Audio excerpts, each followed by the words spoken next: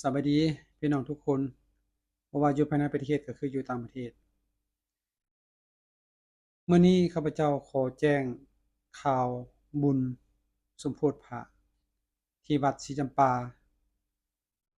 บ้านนาลาเมืองสิงห์บุรีแขวงสิงห์บุรีกำหนดงานเริ่มวันที่25เดือน3 2026เวลา 18 โมงเริ่มไหว้พระรับศีลบวชชีพราหมณ์สูตรมงคลและสูตรสมโพธิพระตลอดทั้งคืนตอนเช้าวันที่26เดือน3 2026เวลา 7 โมงเช้า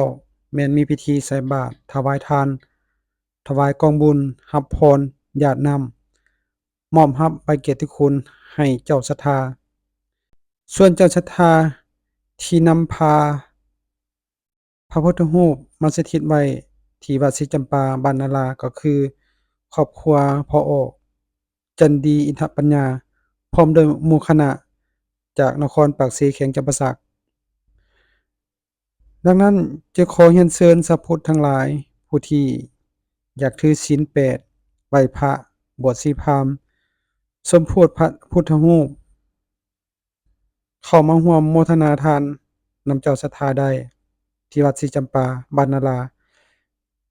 ซึ่งเริ่มแต่วันที่25เดือน3 2026นี้ผู้ใดเข้ามารับชมก็อย่าลืมกดไลค์กดแชร์เพื่อให้พี่น้องชาวพุทธทั้งหลายได้รับรู้ทั่วถึงกันเพื่อจะได้เข้ามาร่วมโมทนาทานนำเจ้าศรัทธานี้ด้วยขอขอบใจ